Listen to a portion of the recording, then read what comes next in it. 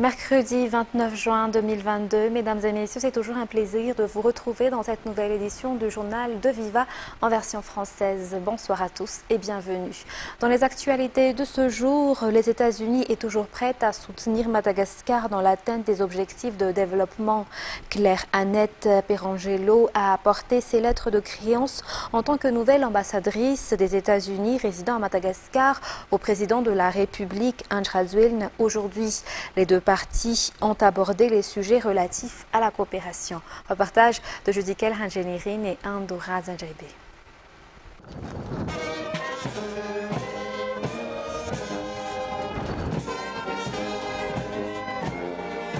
Durant 3 ans, Claire Annette Perangelo sera la nouvelle ambassadrice des États-Unis à Madagascar. Le président Andry Rajoelina a fait part de la joie et de la détermination de Madagascar à collaborer et à maintenir les domaines de coopération avec les États-Unis durant cette rencontre. Ce pays, qui est un partenaire stratégique et important pour Madagascar. De son côté, la nouvelle ambassadrice a montré également sa volonté d'être aux côtés de la population malgache. Cette ambassadrice a souligné que la connaissance de la population malgache fait partie de ses priorités. Elle a aussi affirmé son vif intérêt pour Madagascar. De nombreux défis attendent encore les Malagasy selon Claire Annette Perangelo. Néanmoins, les États-Unis seront toujours aux côtés du peuple malgache, a-t-elle conclu.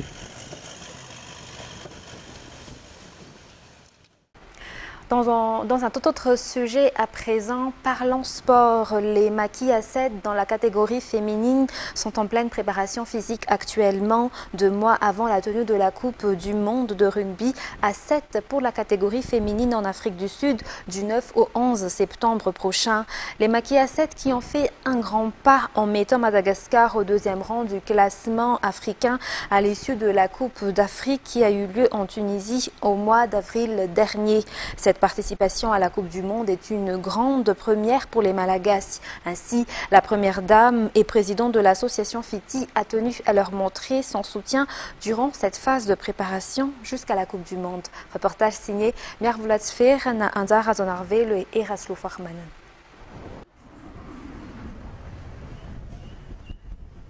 Les maquis à 7 dans la catégorie féminine sont actuellement en pleine préparation au stade Maki d'Andotapenak. Rappelant que ces rugby women participeront à la Coupe du Monde à Cape Town, en Afrique du Sud, du 9 au 11 septembre prochain. Madagascar est en effet classé à la 2e place en Afrique suite à la magnifique performance de nos joueuses lors de la Coupe d'Afrique. Cet exploit, nos rugbymen devront le renouveler face aux plus grandes joueuses du monde. Pour les entraîneurs, la préparation ne sera pas uniquement technique pour affronter cette échéance internationale. En effet, cela requiert également une préparation physique et mentale. Ces équipes seront en lice pour la Coupe du Monde et seules les grandes équipes vont réussir.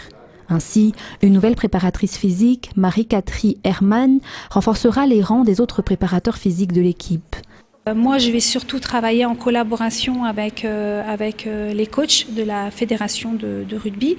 On va partager nos savoirs, on va voir un petit peu comment évoluent les filles et mettre tout, mais vraiment tout en sorte pour qu'elles puissent justement rapporter un résultat. Ce matin, la première dame, Madame Andry Rajoelina, a effectué une visite inopinée au stade Maki d'Andotapenak pour voir les infrastructures et les matériels utilisés pour cette préparation physique, mais aussi pour apporter son soutien au maquis à 7 féminin. Il a été constaté durant cette descente que certaines infrastructures au sein de ce stade ne sont plus adéquates étant donné leur détérioration. En outre, des salles comme les vestiaires ne sont pas utilisées à bon escient mais servent de dépôt.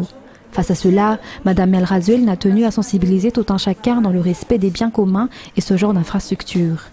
Durant cette descente inopinée au stade Maki ce matin, la première dame a encouragé les joueuses et constaté quelle aide doit être apportée à ces femmes.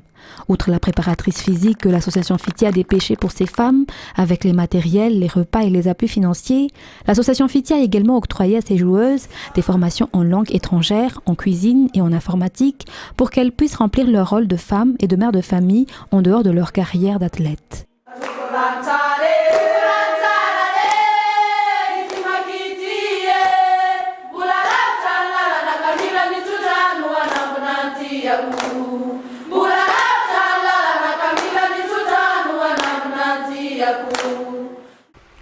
Et dans la page divers de ce jour, de l'or pesant au total 835 grammes et des saphirs pesant 20 grammes ont été retrouvés par les douaniers dans les parties intimes d'un ressortissant sri-lankais qui s'apprêtait à rejoindre Dubaï par le vol MK289 en passage par Maurice hier soir.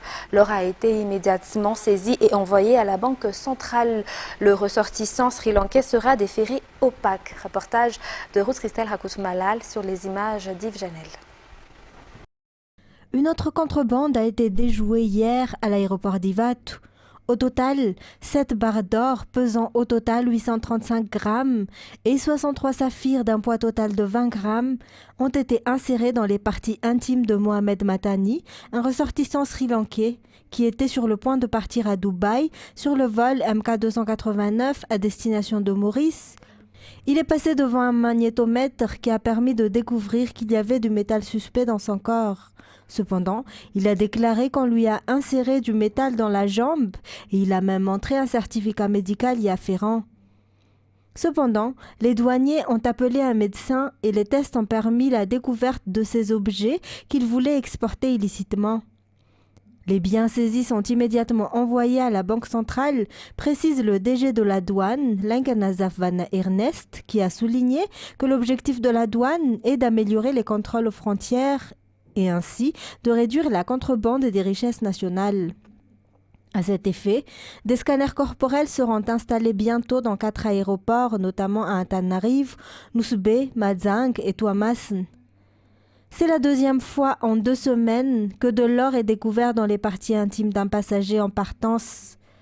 C'est devenu leur pratique, mis à part l'insertion de l'or dans des blocs de pierre ou des sculptures, et Dubaï a toujours été le pays de destination de nos richesses qui font l'objet de trafic. Cependant, grâce à la coopération des douaniers, de la gendarmerie nationale et de la police des frontières, de telles tentatives ont presque toujours été déjouées. Mohamed Matani sera poursuivi par le PAC. 2 chauffeurs employés au sein d'une entreprise de transport de carburant ont été mis sous surveillance judiciaire suite à l'affaire de vol de carburant au sein de la centrale de production d'électricité de la Jirama à Ambumanamboul. 64 000 litres de carburant ayant été volés par ces 2 personnes.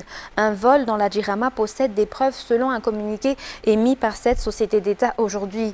Outre ces 2 chauffeurs, plusieurs personnes ont fait l'objet d'enquêtes approfondies. Cette affaire est entre les mains de la justice selon toujours les informations. Les responsables ont affirmé pour leur part qu'il n'y aura aucune tolérance à l'égard des auteurs de tels actes qui occasionnent des pertes à la société. Parlant météo à présent, le phénomène d'aphelion n'est en aucun cas à l'origine des conditions météorologiques actuelles selon un astrophysicien interviewé par nos journalistes aujourd'hui. Ce temps est plutôt dû au régime d'alizé très actif selon les informations émanant de Météo Madagascar rapportées dans un reportage de Fiti Merkoufen et Yves Janel.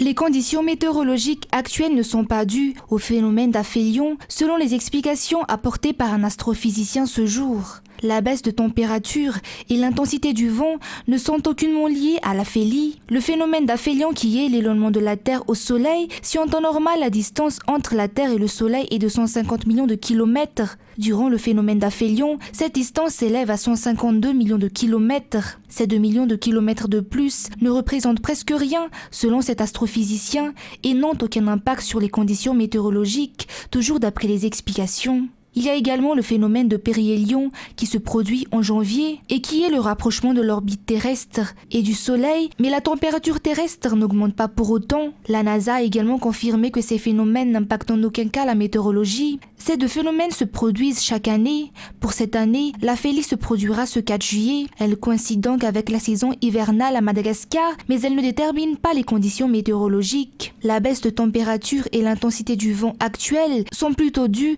au régime d'alizé très actif, selon les explications fournies par Météo Madagascar. La température minimale pour aujourd'hui était de 8 degrés Celsius, si la température maximale est de 18 degrés Celsius. La température pour les 2 prochains jours suivra cette tendance, toujours d'après le service de la météorologie.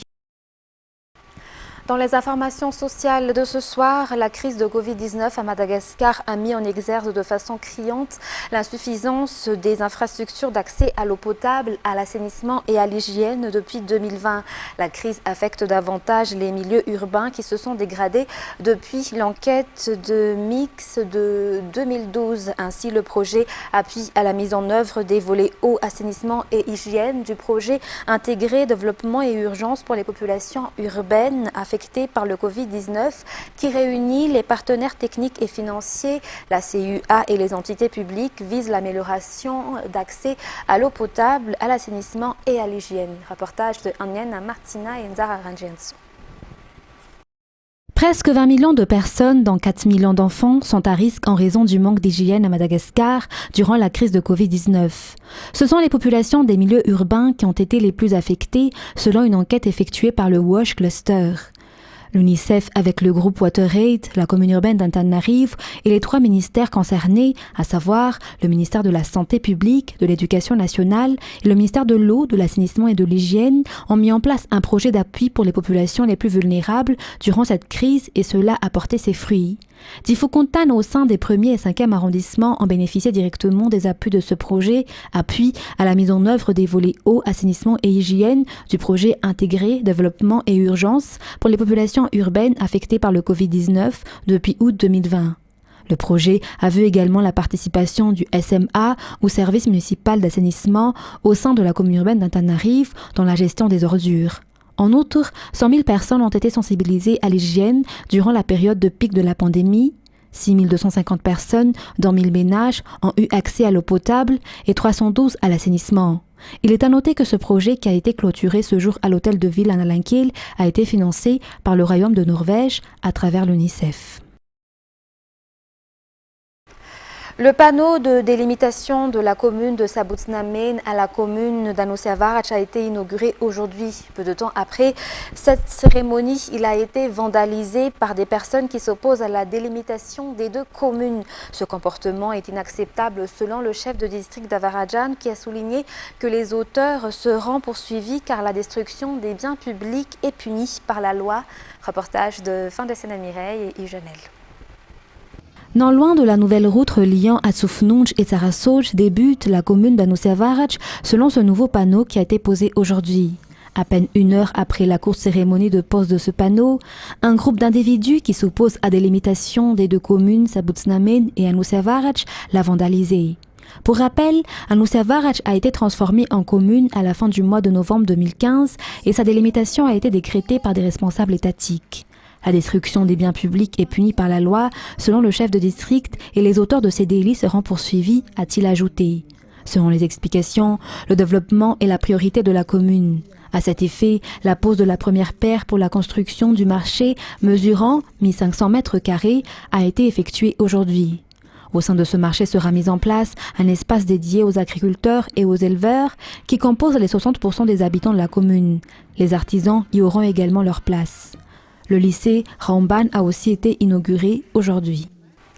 Et pour clore les actualités locales, le producteur Nasser Givala ambitionne d'emmener les artistes malagasy dans le milieu international, selon ses dires aujourd'hui durant une conférence de presse à Nkoronjan.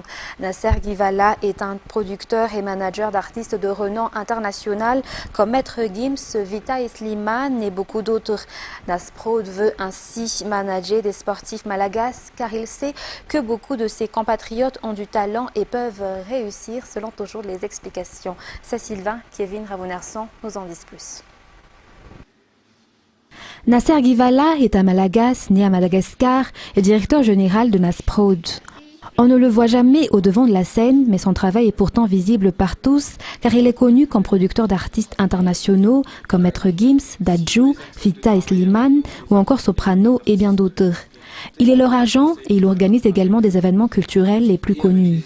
Son entreprise a été créée il y a 12 ans. Il a pu bâtir tout cela avec la volonté, l'effort, mais aussi de l'humilité. C'est la clé du succès, selon ses explications. Donc en 2010, j'ai commencé avec la section d'assaut. J'ai eu la chance de commencer avec la section d'assaut jusqu'en 2013, où Maître Gims il a choisi de partir en solo. Donc de là, je l'ai suivi. Donc il m'a choisi en tant qu'agent à cette époque-là. Donc il m'a donné la chance et je le remercie pour ça parce qu'il a fait confiance à un petit jeune de 22 ans à l'époque. Il est fier d'être malagasy et veut apporter sa contribution pour le développement du monde de la culture malagasy. Nasser Guivala veut ainsi créer, former et emmener les artistes malagasy dans le monde à travers des événements qu'il organise. Il manque en fait cette exposition-là à l'échelle internationale. Donc c'est pour ça que je vais essayer, moi, à mon humble niveau, d'apporter cette lumière qui manque sur les artistes malgaches. On aimerait également créer un studio d'enregistrement ici à Madagascar afin que les jeunes d'ici puissent bénéficier de cet accompagnement. Donc du coup j'ai pu rencontrer la ministre de la Culture pour lui faire part de mon projet. Nasprod veut aussi emmener le football au plus haut niveau. Au moment opportun, il emmènera des détecteurs de talent dans le pays.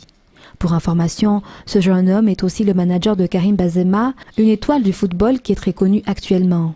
La société est actuellement en pleine négociation avec le Qatar pour une collaboration dans le cadre de la Coupe du Monde.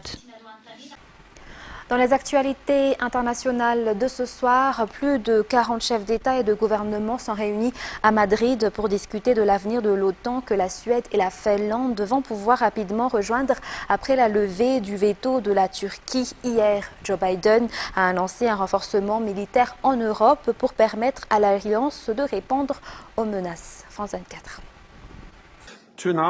Je suis heureux de vous annoncer que nous avons maintenant un accord qui ouvre la voie à l'adhésion de la Finlande et de la Suède à l'OTAN. Sourire et poignée de main, signe d'un soulagement après plus de 3 heures de négociations. La Turquie a fini par céder. Elle donne son accord pour une entrée dans l'OTAN de la Finlande et de la Suède.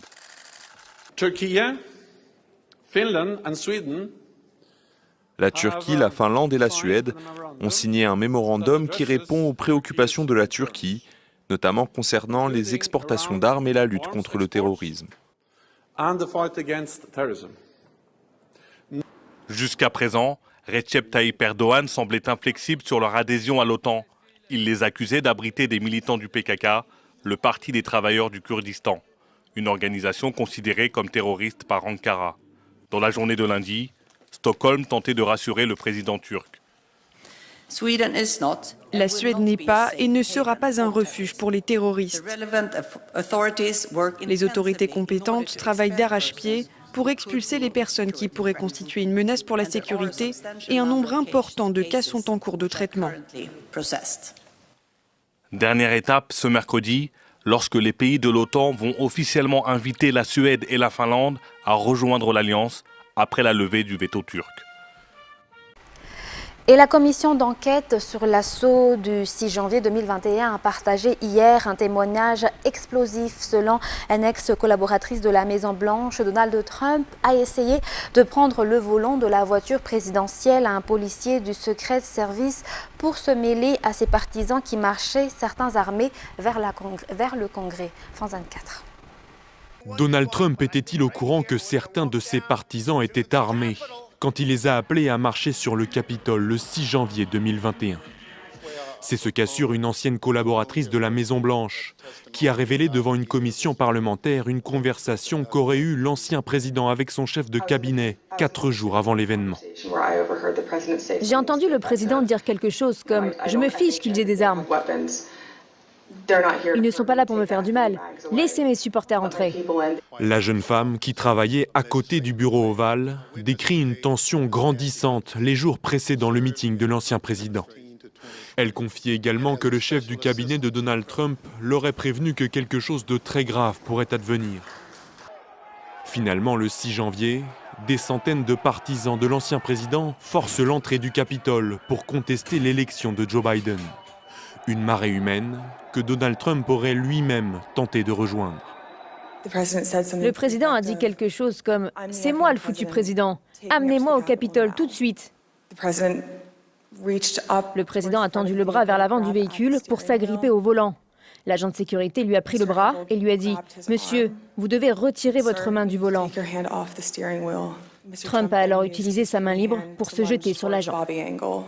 Donald Trump a très vite contesté ce témoignage sur son réseau social, le qualifiant de tordu et faux, au même titre selon lui que l'ensemble des travaux de la commission. Depuis près d'un an, elle a recueilli plus de 1000 témoignages pour tenter de faire la lumière sur les agissements de l'ancien président avant, pendant et après l'assaut du Capitole. Et le président ukrainien Volodymyr Zelensky a suggéré hier au Conseil de sécurité de l'ONU d'envoyer une commission d'enquête pour prouver que le centre commercial de Kremenchuk a été détruit par un missile russe.